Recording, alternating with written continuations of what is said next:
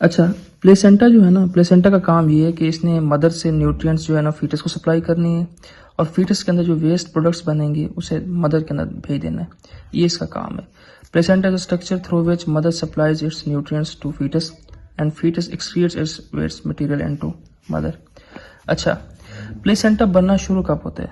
Placenta उस time बनना शुरू हो जाता है जब हमने कहा था कि जो ब्लास्टोसिस्ट है वो एंडोमेट्रियम को इन्वेड करके जब अंदर जाने लगा था, उस टाइम हमारे पास प्लेसेंटा की फॉर्मेशन शुरू हो गई थी।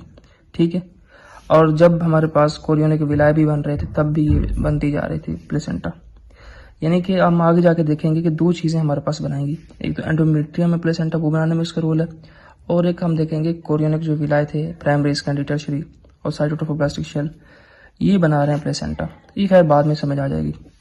अच्छा, प्लेसेंटा जो बनाने में रोल है ना, वो माँ का भी रोल है और फीटस का भी रोल है, यानी कि दोनों मिलके ही असल में प्लेसेंटा बना रहे हैं। ठीक है, तो लिहाजा इसके दो कंपोनेंट्स हो गए, एक है मैटरनल पार्ट ऑफ प्लेसेंटा, यानी कि जो प्लेसेंटा माँ बना रही है उसे कहते हैं मैटरनल पार्ट ऑफ प्लेसेंटा, और वो प्लेसेंटा का पार्ट जो फीटस बना रहा है उसे कहते हैं fetal part of placenta.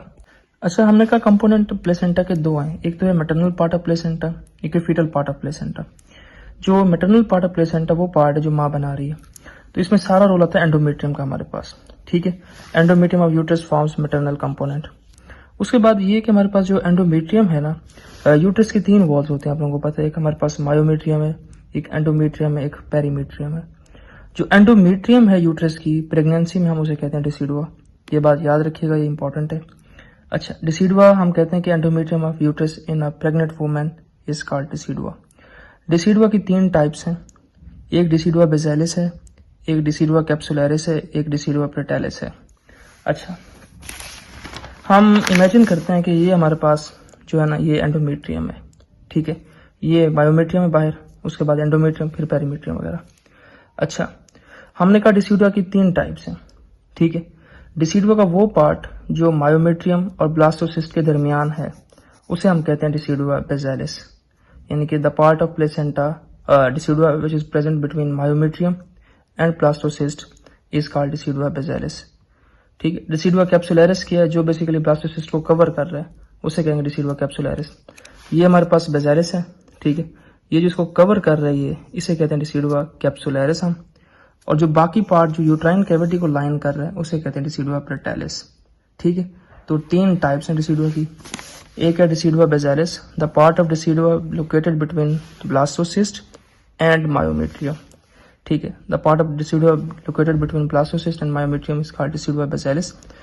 डिसिडुआ capsularis हमने कहा जो कवर कर रहा है ब्लास्टोसिस्ट को, the part of decidua which covers the blastocyst is called decidua capsularis, and decidua parietalis हम कहते हैं the part of decidua that overlies the remaining uterine cavity is called डिसिडुआ प्रेटालिस। Bacillus वो है जो मायोमेट्रियम और ब्लास्टोसिस्ट के दरमियान है, ये वाला पार्ट, इसे कहते हैं डिसिडुआ बेसिलस।